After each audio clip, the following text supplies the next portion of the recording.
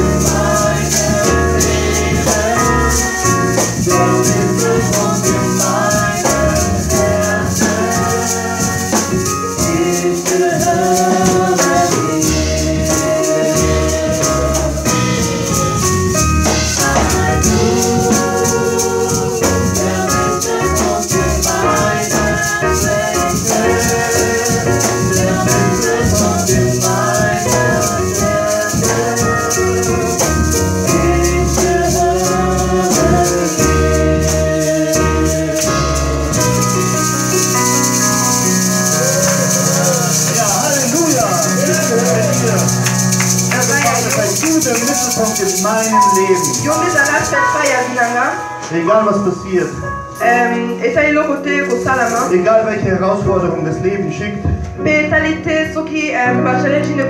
Du bist in meinem Herzen. Und ich in deinem Wort. Und damit bist du der Mittelpunkt in meinem Leben. Klatsch für den Herrn.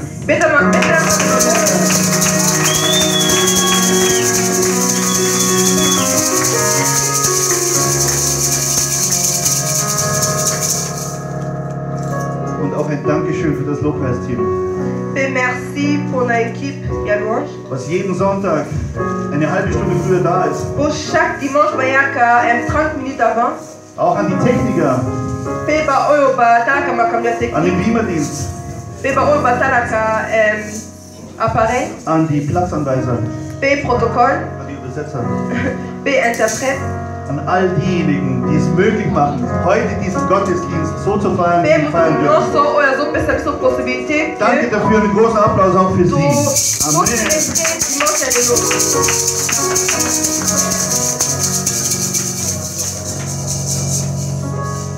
Ja, Herr Vater, ich komme jetzt vor den Thron, Herr Vater. Ich bringe alles, was nicht von dir ist. Ich bringe meine Nervosität vor das Kreuz. Ich bete und bitte, Heiliger Geist, komm du herab. Wirke du in, mit und durch mich. Leg du mir deine Worte in den Mund. Für jeden Einzelnen von hier. Und so danke ich dir dafür, in Jesu mächtigen Namen. Ihr dürft gerne Platz nehmen, Brüder und Schwestern.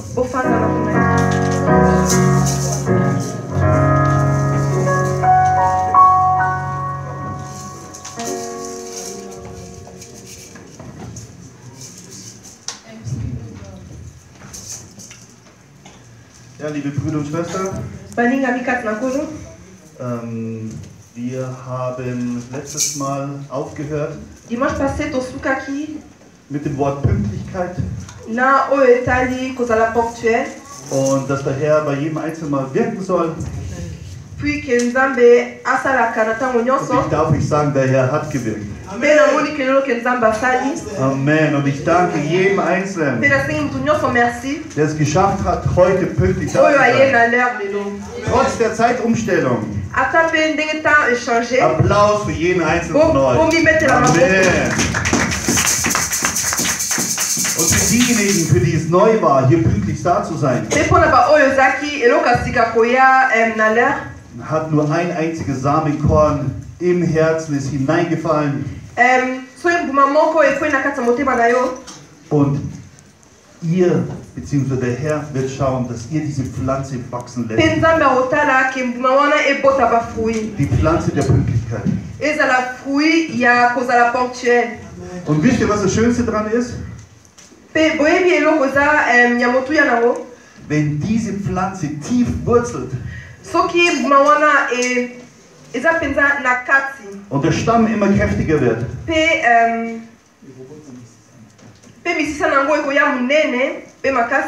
dann werden dort auch Früchte wachsen. Und die Früchte werden nicht weit fallen vom Stamm. Und ihr werdet das Ganze erleben in eurem Umgebung. Und dafür danke ich dir, Herr. Amen. Ja, liebe Brüder und Schwestern, wir sind immer noch in der Serie Worte haben Kraft und Macht. Und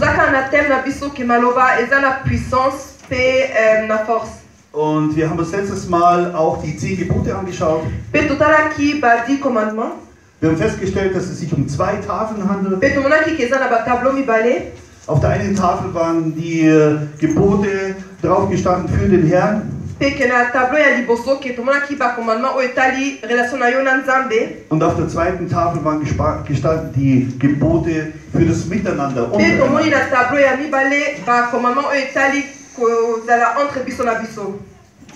wenn wir nun beide Tafeln, wie wir gesehen haben in der Animation, übereinander legen,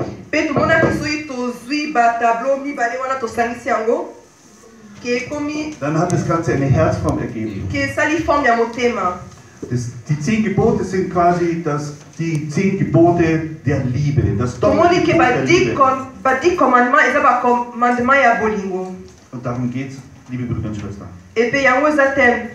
Darum geht es bei mir. Da geht es auch bei dir darum. Im Endeffekt bei jedem Einzelnen. Liebe. Jeder will geliebt werden, liebe Brüder und Schwestern. Aber bevor ich überhaupt lieben kann, darf ich mich selbst lieben. Und dass wir uns überhaupt selbst lieben können, haben wir nur einem einzigen Menschen zu verdanken. Und das ist Jesus, der am Kreuz von Golgatha für uns gestorben ist.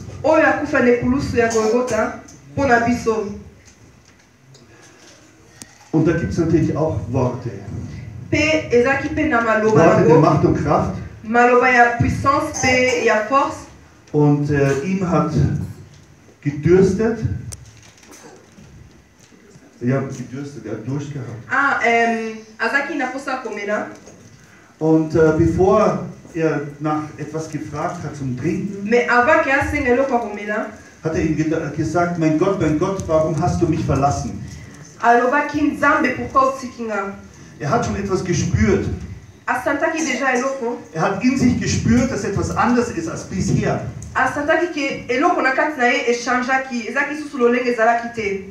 All die Schmerzen, die er auf sich genommen hat. All die Peitschenhiebe. All das Blut, das vergossen wurde.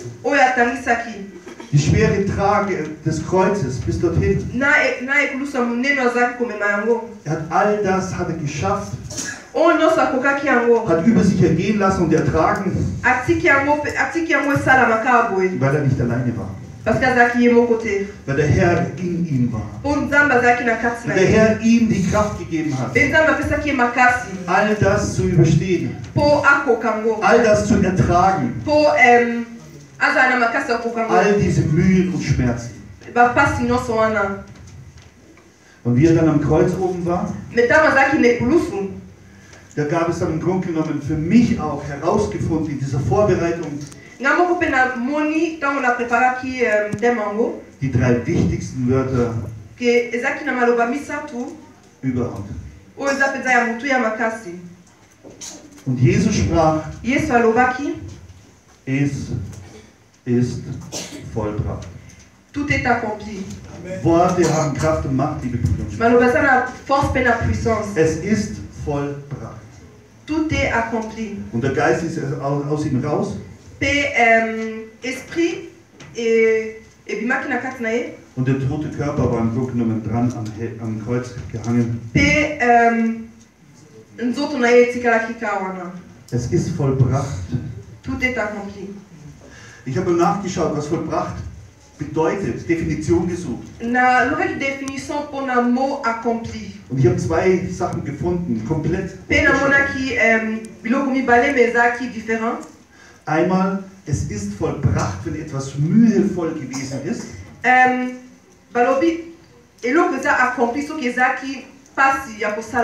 So wie bei Jesus, wo er all die Schmerzen und alles Leid auf sich genommen hat und gespürt hat, hoppla, es ist vollbracht. Gleichzeitig aber auch noch im Bibelkontext diese Weissagung, diese Voraussagung, genau, die er einfach erbringen durfte. Er hat gewusst, in diesem Moment ist vollbracht.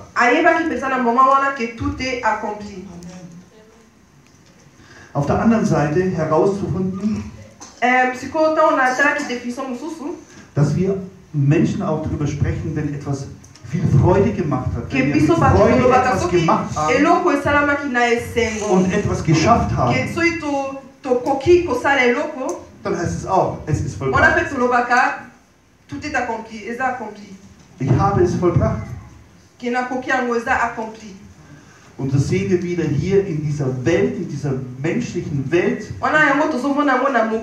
dass wir leben in einer Dualität.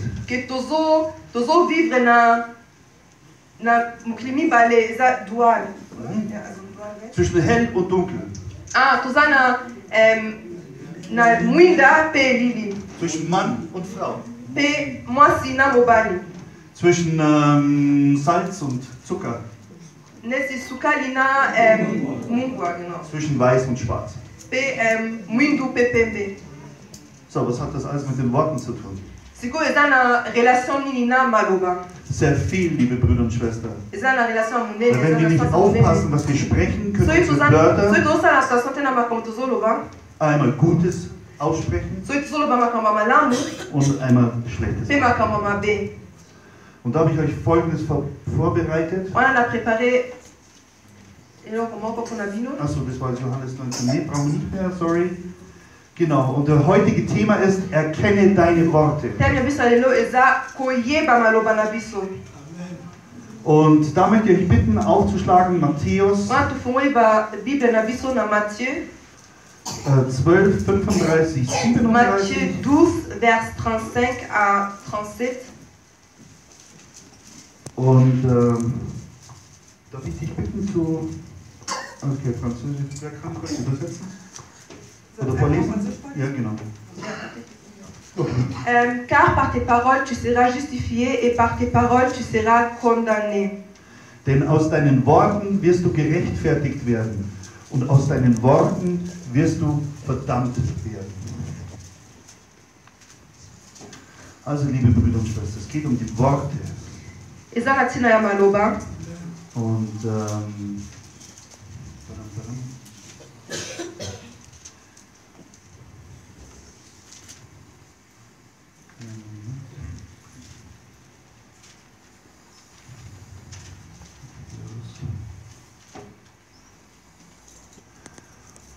Und liebe Brüder und Schwestern, hier haben wir die Worte und es geht in erster Linie einmal um den Mund. Wir haben jetzt gerade vorgelesen Matthäus 12, 37. Und jetzt lasst uns bitte die Sprüche 21, 23 sowie 18, 21. Proverbe 21, verset 23, Proverbe 18, verset 21. So, bitteschön. C'est lui qui veille sur sa bouche et sur la langue préservée, son âme des angoisses. Und während seinen Mund und seine Zunge bewahrt vor Drangsal seiner Seele. Was bedeutet es? Wir haben, der Mund spricht natürlich die Worte aus. Und es steht auch in der Bibel drin, dass die Zunge ein zweischneidiges Schwert ist.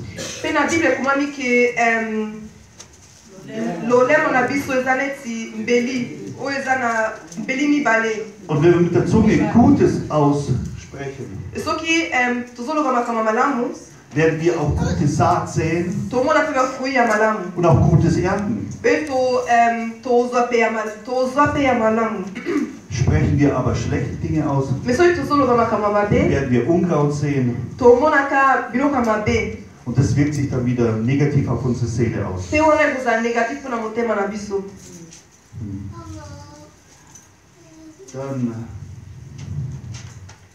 Dann nächste bitte, Sprüche 18, 21. Proverbe chapitre 18, verset 21. La mort et la vie sont au pouvoir de la langue. Quiconque l'aime en mangera les fruits. Das ist die gleiche Bestätigung von dessen, was ich gerade erzählt habe. Tod und Leben in der Gewalt der Zunge.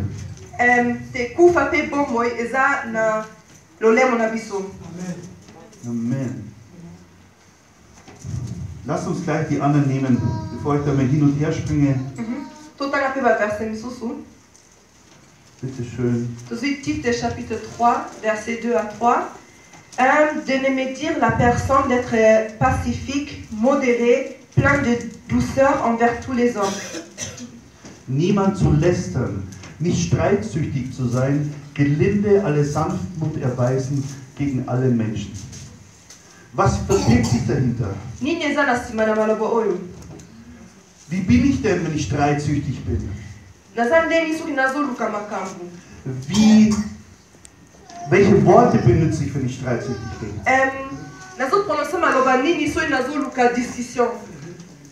Vor allem nicht nur welche Worte, sondern wie wirke ich im Außen?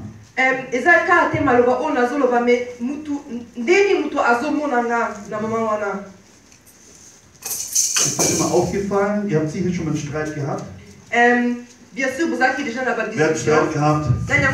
discussion. Seid ihr ehrlich? Also, wenn ich streite, was ich wirklich vermeiden möchte, aber ich merke einfach, dass irgendetwas in mir passiert, dass ich aus meiner Ruhe raustrete, dass irgendetwas anders, das Herz verschließt sich bei mir und dann kommen auf einmal Worte raus, die einfach auch lauter sind als die. Also der Ton macht es auch. Es gibt im Deutschen auch die Aussprache oder das Sprichwort, der Ton macht die Musik. Also spätestens dann, wenn ich erkenne, dass ich zu laut bin, sollte ich Halt, Stopp sagen, bevor ich noch mehr von dieser schlechten Saat aussehe, meinen Mund verschließen, mich zurückziehen, auf ein stilles Örtchen und dann zum Beten anfangen. Worte haben Kraft und Macht. Und erkenne deine Worte. Erkenne, wann du rausgerissen wirst aus deiner Ruhe, aus deinem inneren Frieden.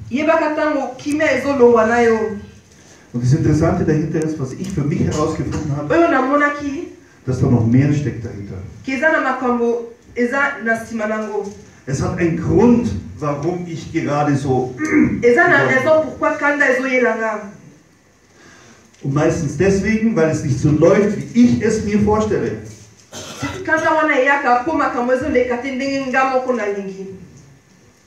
Passt es bei euch auch?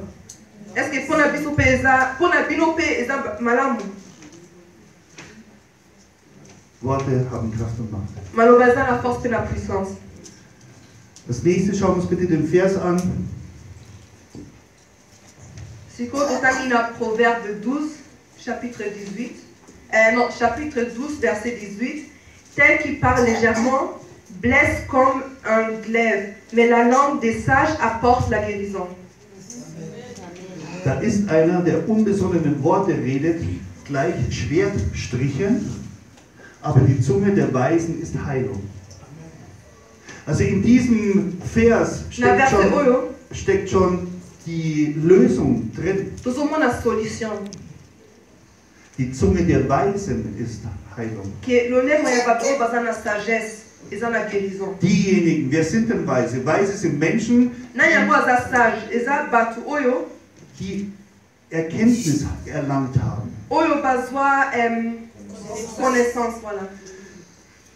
Die sich ihrer Worte bewusst sind. Die aus ihren früheren Fehlern gelernt haben. Die aus ihren früheren Erfahrungen gelernt haben. Die aus ihren früheren Herausforderungen Schlüsse gezogen haben und es künftig anders gemacht haben.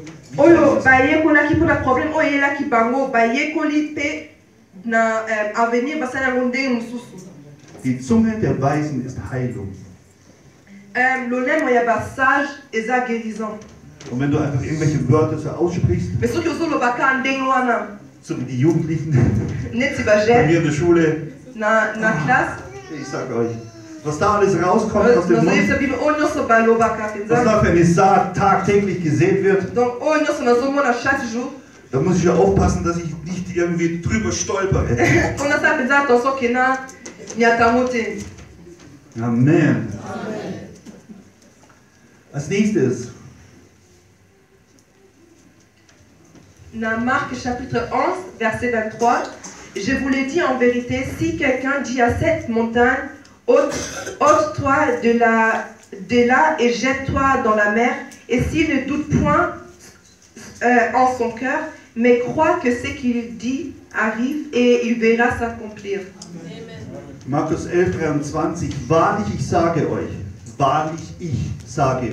ich sage euch, wer irgend zu diesem Berg sagen wird, werde aufgehoben und ins Meer geworfen und nicht zweifeln wird an seinem Herzen, also zweifeln an seinem Herzen, sondern glauben, dass es geschieht, was er sagt, dem wird werden, was irgend er sagen wird. Wow!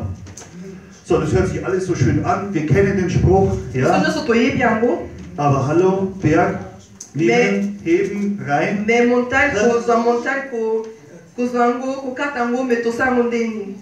Also ich gehe gern in die Berge. Ich gehe auch ab und zu gern klettern.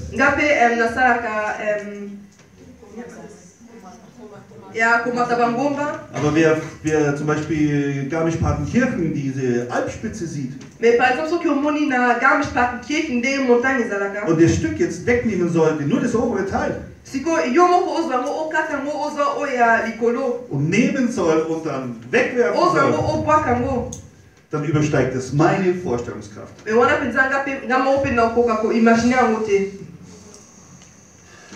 Aber die Schlüssel, die liegen da drin in diesem Vers, liebe Brüder und Schwestern. Einmal, ich sage euch. Das heißt, wir dürfen etwas tun. Wir sprechen etwas aus. So wie damals der Herr am Anfang die Welt geschaffen hat und alles ausgesprochen hat. In der vollen Überzeugung, dass das, was er spricht, geschieht. Aber in seinem Herzen glauben wir. Mit dem Herzen glauben wir und mit dem Mund sprechen wir. Und was hier total unnütz ist und was wir überhaupt nicht brauchen, niemals brauchen können, damit das, was wir aussprechen, auch Realität wird in dieser Welt,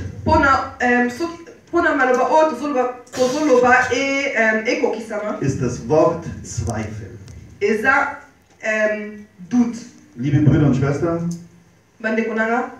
geht her und streicht es aus eurem Vokabular. Hört auf mit den Zweifeln. Weil der Zweifel, der wird geschürt und genährt vom Teufel. Und der wiederum greift jetzt wieder an euer Herz, vernichtet den Glauben, vergiftet den Glauben. Und all das, was ihr vorher ausgesprochen habt, ist wieder zunichte gemacht.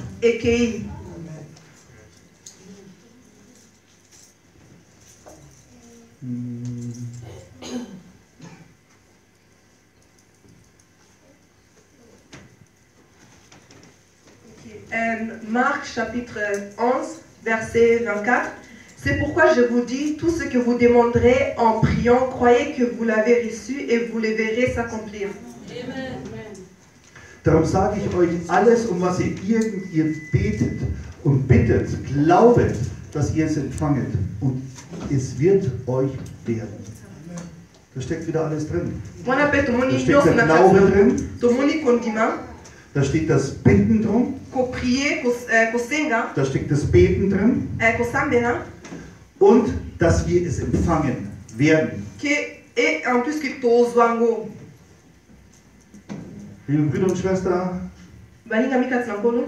ich habe diese Woche in der Vorbereitungsphase, ihr seht es schon, kam mir das so der Sinn zu fasten. Aber ein besonderes Fasten. Ein Fasten der Worte. Wie ich Mittag nach der Schule nach Hause gekommen bin, habe ich mich hingesetzt, habe gebetet, habe meinen Mund zugemacht und habe beschlossen, von heute ab an mit heute Nacht, Mitternacht um 12, kein Wort mehr zu sagen.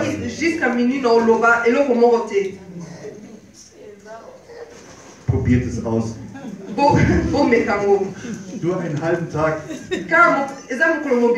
Unfassbar, was da abgeht, da oben drin.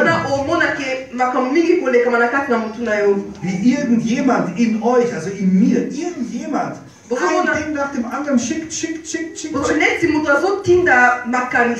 Und ich habe einfach gesagt, jetzt sei doch endlich mal still. Ich werde nichts sagen.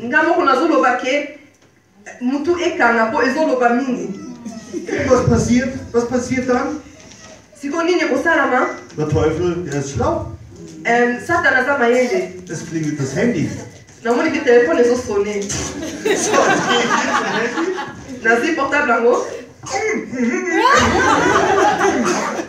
Wer war's? Meine Frau. Sie hat mir bloß gesagt, dass sie auf dem Weg ist nach Hause. Und ich. Okay, sie hat es auch nicht richtig verstanden. Aufgelegt und das. Es dauert nicht lange, 20 Minuten später. Es klingelt wieder.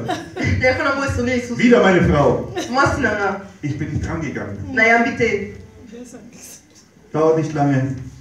Sie kommt nach Hause. Ich öffne die Türe. Und sie, hä? Was ist mit dir los? Und wisst ihr, was gut ist, was wir Menschen auch können? Schreiben. Und dann habe ich ihr geschrieben, hallo Liebling, schön, dass du zu Hause bist. Ich freue mich auf dich. Ich hoffe auch du heute Abend auf mich.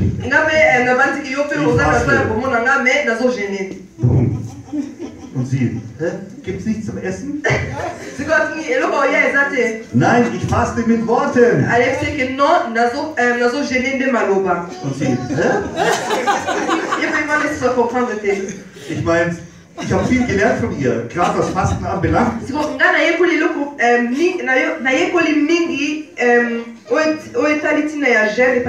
Aber diese Art von Fasten hat sie jetzt von mir gelernt.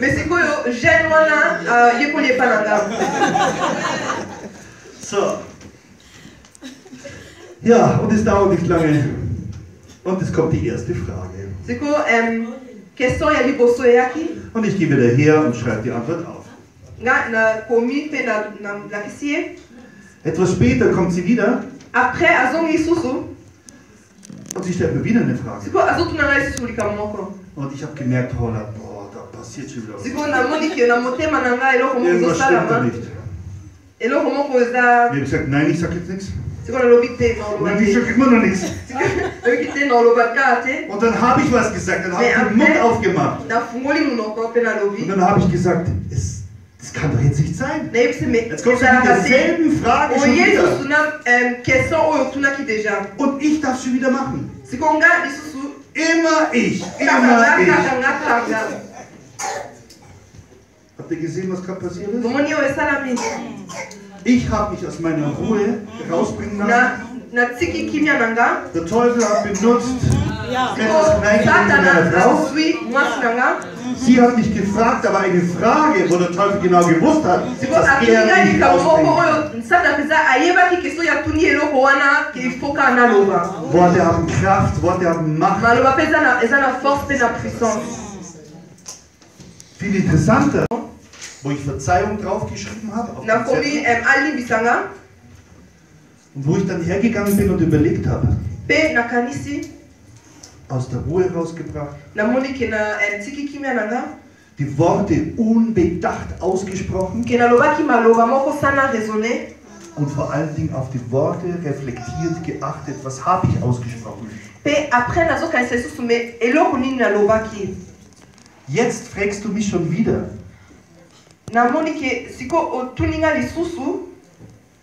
Liebe Leute, wenn sie mich schon wieder fragt, dann muss sie mich ja vorher schon gefragt haben. Und dann nicht nur einmal, sondern mehrmals. Und ich soll das schon wieder machen? Oder muss, nicht soll, muss. Und dann immer ich. Und dann hat der Herr mir gezeigt, dass ich selbst daran, Schuld gibt es nicht, aber meine Worte haben genau das immer wieder produziert. Immer wieder produziert. Denn hätte ich andere, liebevollere Worte gefunden,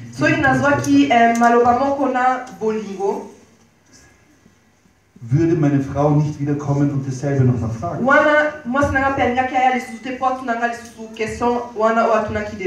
Nicht meine Frau, wenn ich das Wort jetzt im Mund nehme, die Schuld. Nein, ich trage die Schuld.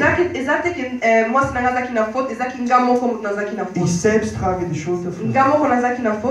Und dann habe ich mir überlegt, wie geht es anders?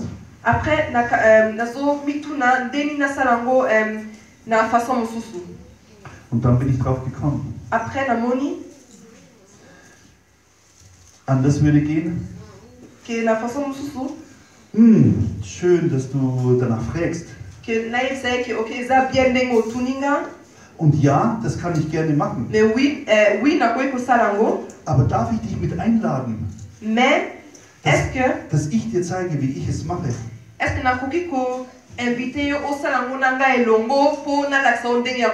Und wenn du möchtest, kannst du es gerne auch so machen wie ich.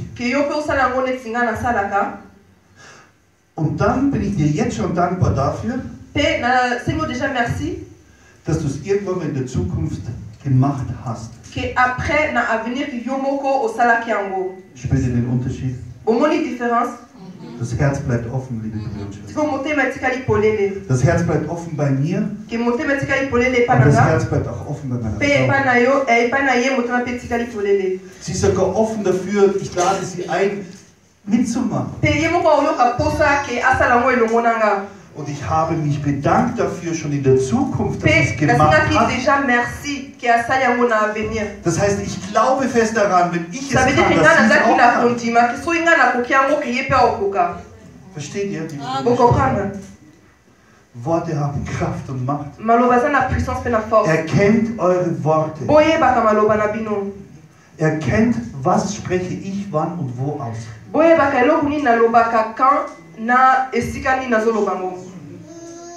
Amen. Amen. Ja, liebe Brüder und Schwestern, darum geht es in der heutigen Predigt. Ich möchte euch Lösungen mitgeben für euch. Pflanze mitgeben, Gedanken mitgeben, dass ihr zu Hause nachdenken könnt. Und dass ihr euch selbst ertappt. Bei den Worten, die ihr aussprecht. Ein anderes Beispiel. Ich bin in einer anderen Gemeinde noch im Gebetsteam.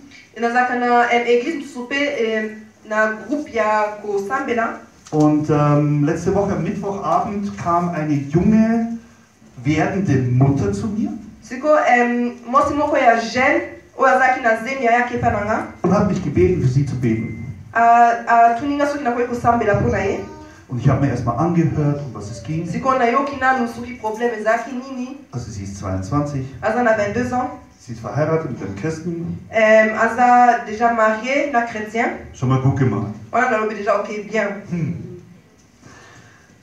Sie hat einfach Angst. Sie hat Angst vor den Schmerzen. Das ist ihr erstes Kind. Es gehen so viele Dinge durch den Kopf durch. Und alles, was sie braucht, ist einfach innere Ruhe, inneren Frieden. Und die Gewissheit, dass alles gut geht. Was habe ich gemacht? Ich habe gebetet für sie. Wie habe ich gebetet für sie? Ungefähr wie folgt. Erstmal habe ich sie, ihren Mann und das Kind vors Kreuz gebracht. Vor den Thron, Entschuldigung. Habe alle Verstrickungen, die da sind oder da waren, habe ich getrennt. Und dann bin ich hergegangen und habe gebetet. Ja, Herrgott Vater, bring mir diese Frau vor deinen Thron. Ich bringe dieses ungeborene Kind vor deinen Thron. Und ja, Herrgott Vater, Von tiefstem Herzen glaube ich, dass dieses Kind gesund auf die Welt gekommen ist. Und ich danke dir dafür, Herr Vater, dass dieses Kind gesund auf die Welt gekommen ist. Und ja, Herr Vater, auch vom ganzen Herzen, aus dem vollen Glauben heran, glaube ich daran, dass die Frau auch eine schmerzfreie Geburt gehabt hat.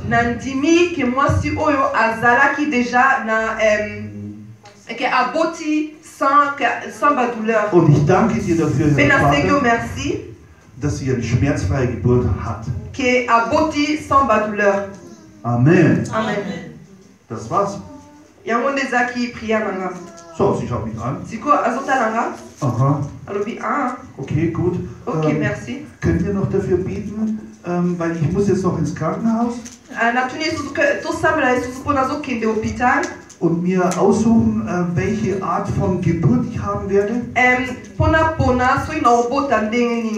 Vielleicht Kaiserschnitt. Was ist nochmal Kaiserschnitt? Die normale Geburt. Naturell. Oder eben auch PDA. PDA. Bei PDA bekommt man hinten im Rückenmark eine Spritze rein. Genau, und dann kriegt man alles mit, aber ab.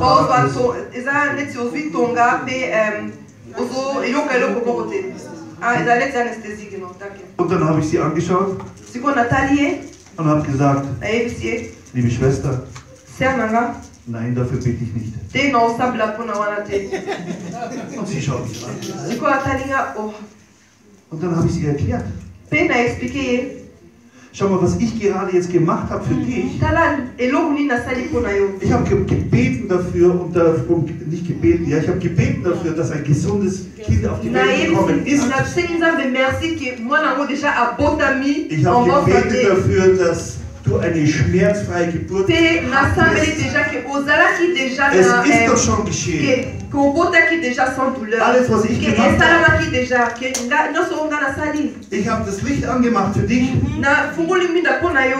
Und würde ich jetzt hergehen und beten für dich, welche Art und Weise würde ich jetzt hergehen und das Licht, was ich gerade angemacht habe, wieder ausmachen?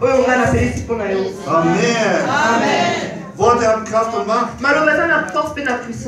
Ja, ich kann gerne hergehen und kann beten für dich. Und deine Ängste vor den Thron bringen. Und dich hineinsprechen. Innere Frieden, innere Ruhe. Und die Gewissheit, dass der Herr schon gewirkt hat. Liebe Brüder und Schwestern, das ist die Lösung. Das ist das A und O. Ihr sollt beten, als wenn es schon geschehen ist. Nicht bitten, bitte mach dies und tu das. Und hoffentlich wird es kommen.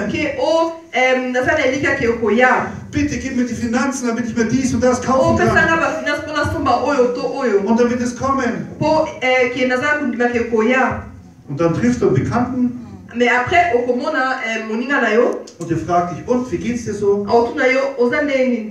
Du hast mir erzählt, letztes Mal mit den Finanzen. Und du sagst dann, ja stimmt, also wenn das jetzt so weitergeht,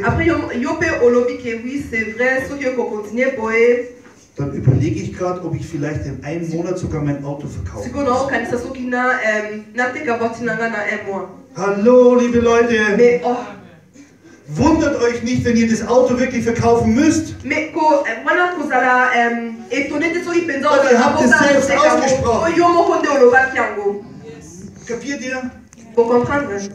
Amen. Wunderbar. Dankeschön. Danke, Herr. Danke für dein Wirken. Amen. Ja, liebe Brüder und Schwestern. Alles vorbereitet. Der Herr ist so gut und macht es ganz anders. Sehr schön. Und im Endeffekt, was es auch bestätigt, ja, war eben auch die Geschichte mit dem Feigenbaum. Wo Jesus vorbeigegangen ist. Wo der Baum einfach da war und der hätte eigentlich Früchte tragen müssen. Das Einzige, was er getragen hat, das war Blätter. Und Jesus hat nicht lange rumgetan. Es steht sogar in der Bibel drin, dass er den Baum verflucht hat.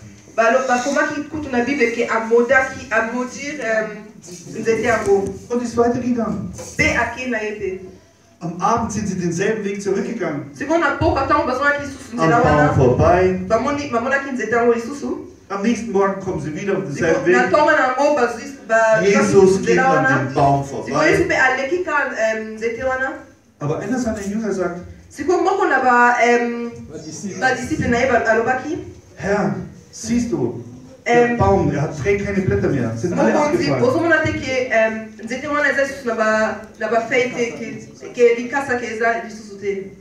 Für Jesus war das ganz klar. Er hat es doch ausgesprochen. Ihn hat es nicht mehr interessiert. Er ist einfach am Baum vorbeigelaufen.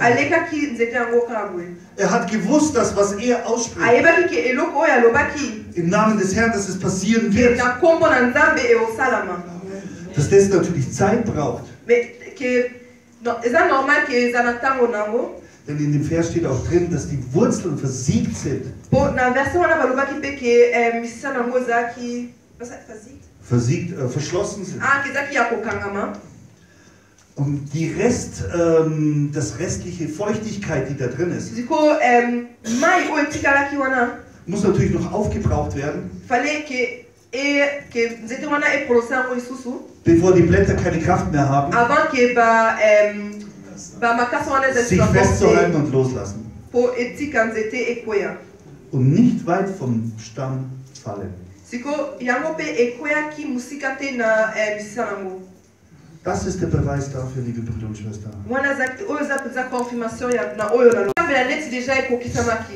Und achtet auf eure Worte, auch euren Wortsatz, dass ihr selbst nicht hergeht und das Licht wieder ausschaltet. Falls ihr das tut, liebe Brüder und Schwestern, dürft ihr sofort wieder hergehen und das Licht wieder anmachen. Fangt wieder an, darüber zu beten. Und achtet dann darauf, dass es nicht wieder selber aufhört. Ein weiterer Punkt, was Worte noch haben, machen können. Worte verändern die Atmosphäre, liebe Brüder und Schwestern. Definition von Atmosphäre ist der Bereich, wo wir Menschen noch Sauerstoff haben und leben können. Wer von euch kocht zu Hause? Gerne. Also ich auch. Habt ihr schon mal Fisch gekocht? Wunderbar, ich liebe Fisch. Ich liebe Fisch, wenn ich selber koche. Aber wenn ich nach Hause komme, meine Frau hat Fisch gekocht und ich mache die Türe auf, läuft du gegen eine Wand. Und dann stinkt alles, was da drin ist. Vorher stinkt alles nach Fisch. Für den Koch, der kocht, das ist ganz selbstverständlich. Ach, das ist mir gar nicht aufgefallen. Weil er ist konzentriert bei dem, was er macht. Aber diejenigen, die von draußen reinkommen, nicht wissen, was passiert ist, läuft man gegen eine Wand. Die Atmosphäre, liebe Brüder und Schwestern, ist aufgefüllt mit dem liebevollen Duft von Fischgeruch.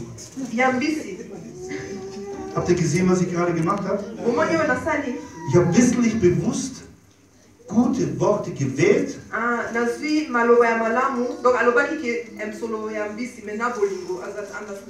Um diese verschmutzte, vom Fisch stinkende Atmosphäre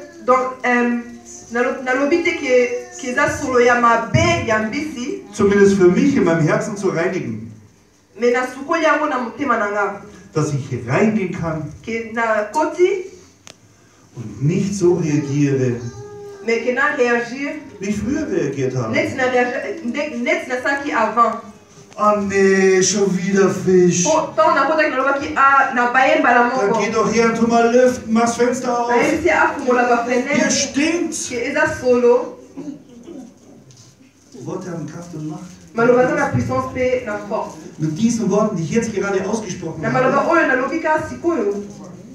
habe ich die Atmosphäre auch vergiftet. Ich habe neben dem Fischgestank, Geruch, habe ich sogar noch kraftvolle Worte hineingelegt, die das Herz meiner Frau verschließen. Versteht ihr? Amen. Oder vielleicht kennt ihr das, ich bin auch schon mal eingeladen gewesen mit meiner Frau und meiner Schwester. Und du kommst dahin und freust dich und bringst Geschenke mit. Und die Türe geht auf. Und ich sehe schon an meiner Schwester: Ja, hallo, ja, grüß dich, schön, dass ihr da seid. Ja, kommt gerne rein. Und ich merke sofort, hoppla, das stimmt was nicht. Hallo, ich kenne meine Schwester. Bin groß geworden mit ihr. Und wenn sie so scheinheilig lächelt, zwar die Worte benutzt, die liebevoll klingen sollen, aber sie kriegt es nicht hin, weil ich merke, da stimmt was nicht.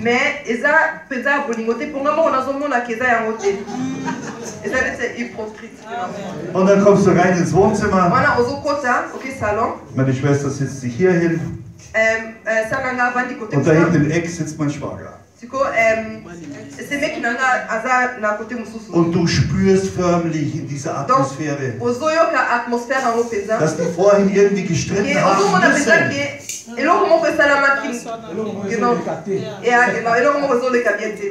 Versteht ihr? Und jetzt muss ich aufpassen, dass ich nicht mit einem kleinen Flachs diese impulsive, explosive Atmosphäre mit einem Funken zum Explodieren. Ja, und wisst wer dann schuld ist? Ich bin schuld. Dann bekomme ich Anschiss von ihr und Anschiss von ihm und kann gleich wieder nach Hause gehen. Kennt ihr das? Amen. Erzähl nichts Neues. Also, liebe Leute, liebe Brüder und Schwestern, Worte haben Kraft und Macht. Erkennt eure Worte. Und ja, es ist, halt, jetzt hätte ich gesagt, nicht einfach oder schwierig. Da geht schon los, selbst bei mir, jetzt, hier. Es ist einfach. Und ich bin dankbar dafür, dass ich heute das alles gehört habe. Weil jetzt kann der Herr, ich kann ihn einladen und dann kann er bei mir Veränderungen bewirken. Und kann mich aufmerksam machen auf die Worte, die aus meinem Mund rauskommen. Amen. Ja, liebe Brüder und Schwestern. Ja, liebe Brüder und Schwestern. Auch ich sage jetzt für heute, es ist vollbracht. Voller Freude für euch, heute das Wort des Herrn verkündet haben zu dürfen. Amen. Amen.